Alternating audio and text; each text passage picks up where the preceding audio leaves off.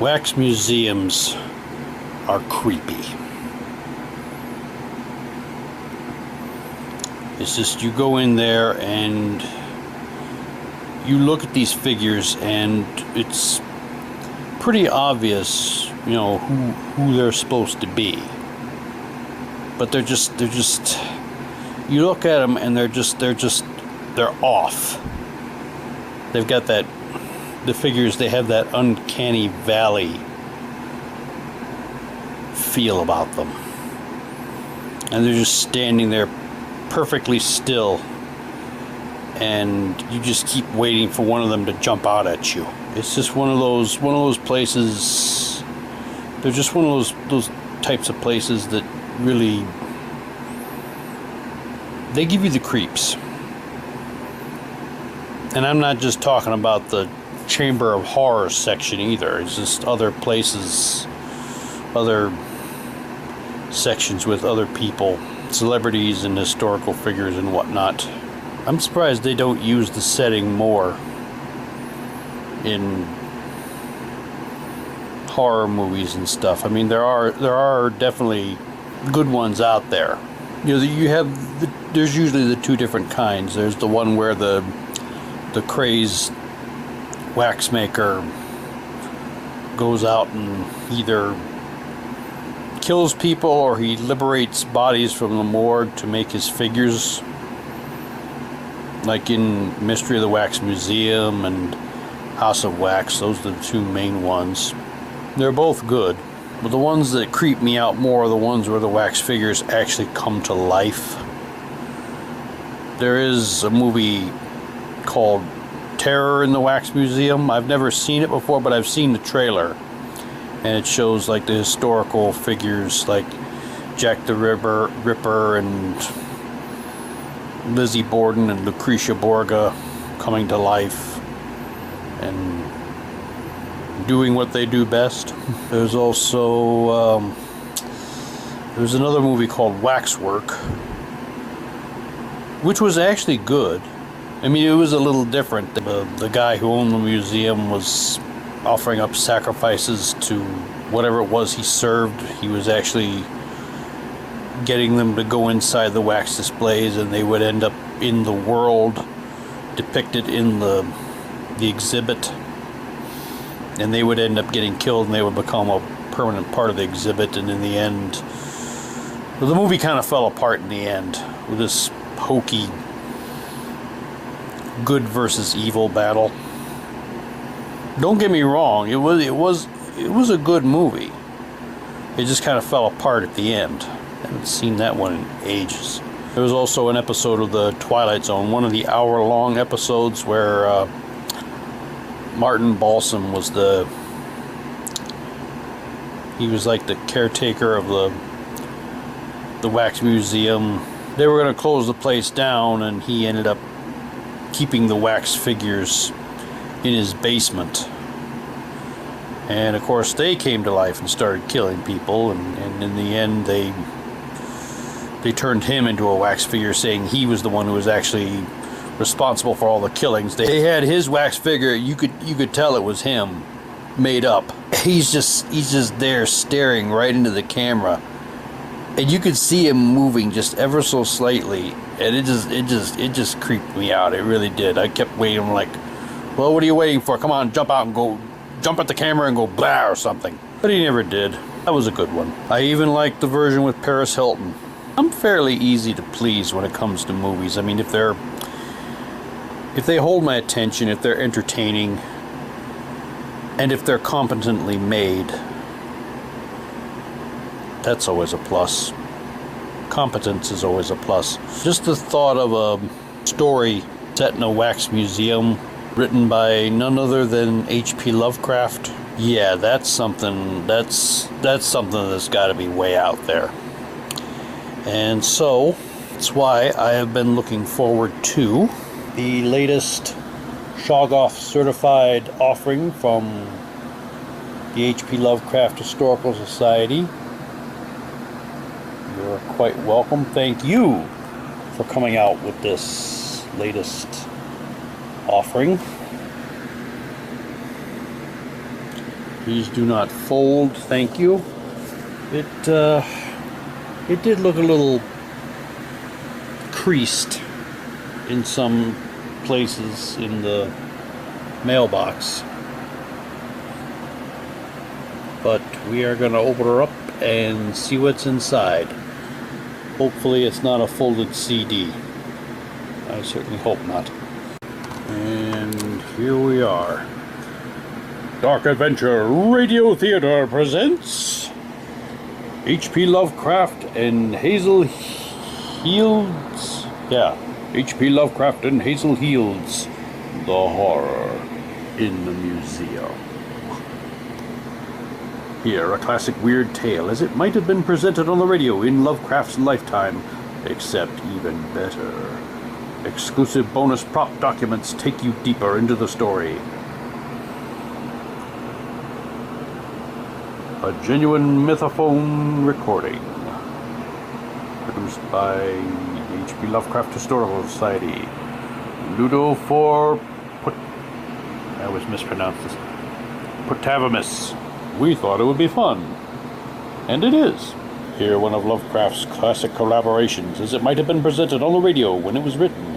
The H.P. Lovecraft Historical Society takes the thrilling sounds of yesteryear and brings them up to date in this special adaptation. Exclusive bonus documents inside. Realistic props take you deeper into the story. A ticket to Rogers Wax Museum. A page from the Good Night. Natonic fragments. Okay. A photograph of an ancient ruin. A newspaper report of an amazing attraction. Cthulhu lives. Okay, let's get this baby. Oh, we gotta see the sticker. Adults only. Woo! Rogers admittance. Restricted to adults only. Alrighty then. Let's see what we've got inside. Well, the CD's not folded. What the heck is that thing? Oh my gosh. Oh great. Well, CD is good. Let's see what else is here. Oh neat. Madame Tussauds, a souvenir. Price 6 pence. The world famous exhibition. Marylebone Road, London. NW1. Well, portrait of Madame Tussauds by Paul Fisher, court painter to George IV, His Majesty George IV.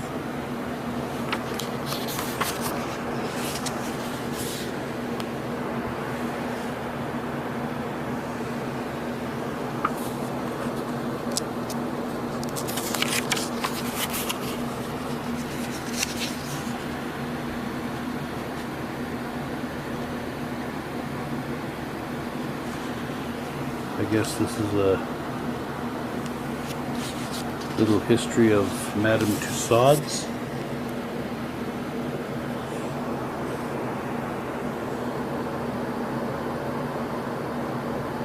King George VI and Queen Elizabeth.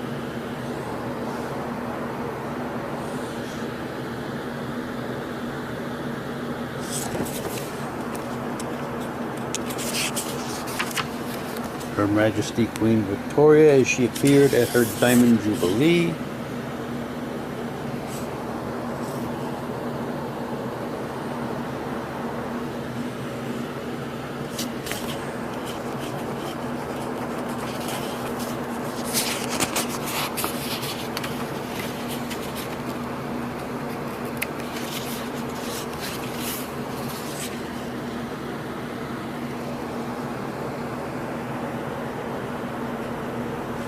Madame Tussauds and her famous model of the Sleeping Beauty.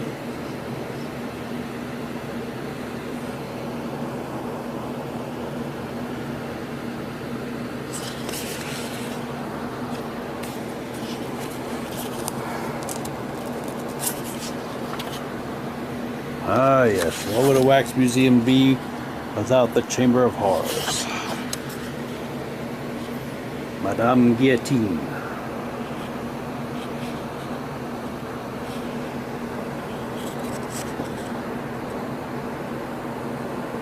The guillotine in the Chamber of Horrors.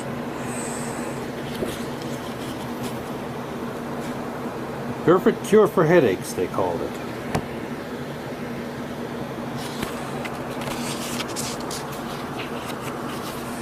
Awesome. Chicago.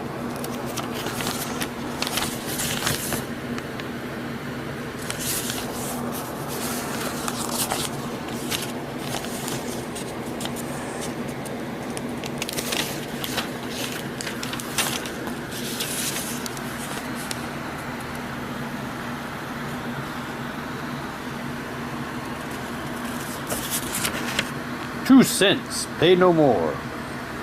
Volume 50, 85, 88. Saturday, May, whatever. Capone took something. He took a lot of things in his lifetime.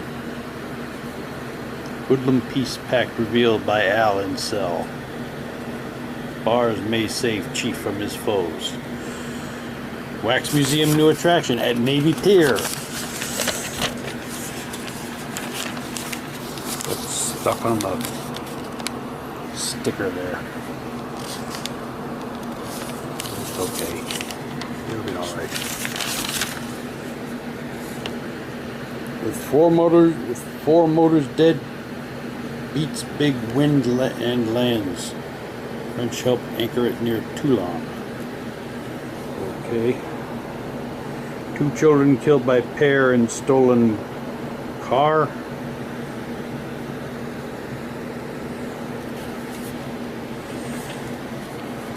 Okay.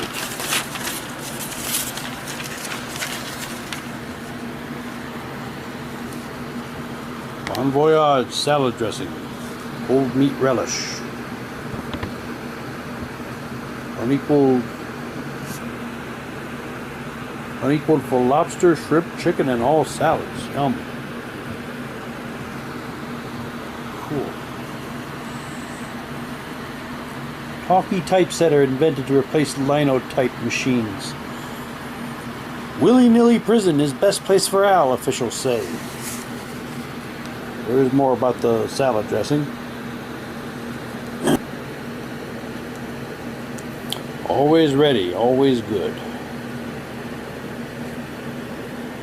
Send for this new book, Bon Voyage Adventures in Salad by Agnes Carroll Hayward, free and postpaid on request. Bon Voyage tomato ketchup.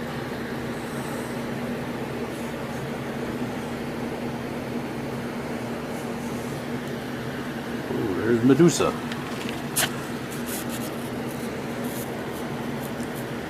The new Emporium of Wax and Wonders opening at Navy Pier. Visit with the famous, just as real as life.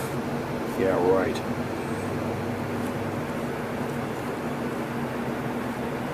Oh, got some Gloria Swanson. Ernest Hemingway. Douglas Fairbanks. Babe Ruth. Oh, here we go. Face Your Fears in Nightmare Alley. H.H. Holmes. Tilly Kilneck. Leopold and Loeb. Quasimodo. The Golem. Spring-Heeled Jack. The Great Cyclops. Polyphemus. Cerberus. Typhon. The Minotaur. Mermaids and the Nine-Headed Hydra. Anubis. King of the Dead. The Peking Homunculus. Oh, that guy. Yeah, I remember him. From Doctor Who. Hope they took out his pig heart so he doesn't come to life or anything. And when the toad god of Hyperborea, his name escapes me at the moment. The Wendigo, the werewolf, and whoever that guy is. The Himalayan Migo, Mokele Mimbe. And see the figure banned in Europe, the sacrifice to Ron Tigoff. Nightmare Alley requires an additional entrance fee. Children will not be admitted. No refunds will be given to those whose hearts cannot endure the frights of Nightmare Alley. That sounds so cool. That's quite a lineup they got there. Where's Jack? Well, Jack the Ripper, not Springfield Jack. Lizzie Borden, Lucretia Borgia. They actually got the Peking homunculus. He was from the Talons of Wing Chiang, the Tom Baker episode where he went back to Victorian England. That was one of the better ones. That was during like the Gothic era of Doctor Who. That is so cool. And what have we here? I'm not even going to try to decipher that.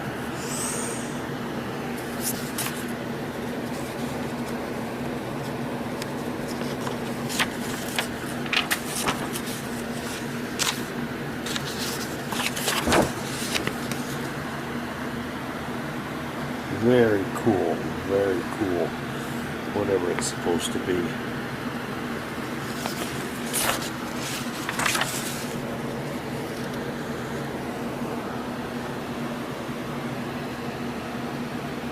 I never cease to be amazed and impressed by the quality of the props these guys make. The newspaper clippings and the artifacts, and here's a photograph.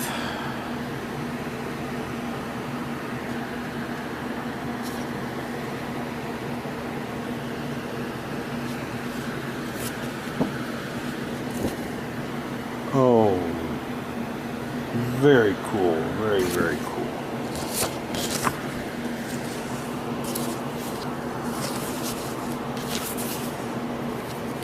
H.P. Lovecraft doing a wax museum story.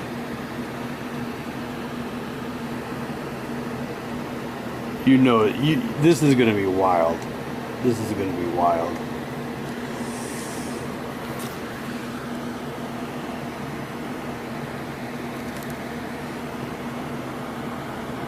Dear Morse, The Horror in the Museum, a piece which I ghost wrote for a client from a synopsis so poor that I well nigh discarded it, is virtually my own work. Glad you found it entertaining. There will be 2 more healed tales, equally dependent on my pen. Yours most cordially and sincerely, H.P. Lovecraft.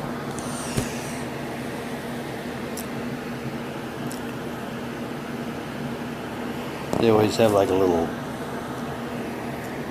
backstory thing in the included. Little background information on the story, and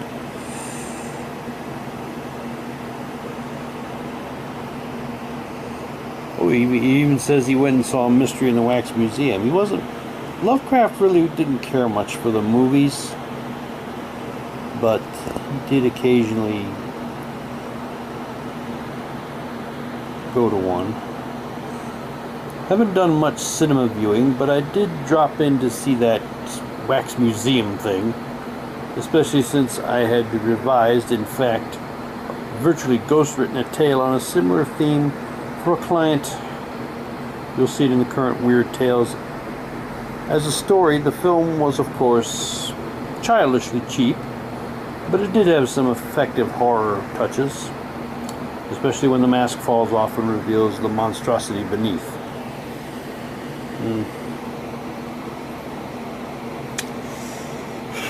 Maybe he would have liked Vincent Price's version better.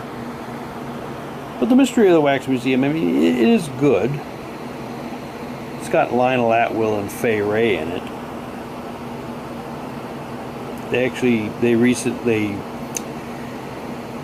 Sven actually showed the remastered version earlier this year. I'm actually surprised they let him show it. That just really shows how far he's come. That they let him run that. It was good. I liked it. And I'm sure I'll like this too. They're all good. All the Dark Adventures are good. They always do a really good job with the production, the story, and the props. Props are always excellent. Good job, HPLHS. Good job, as always.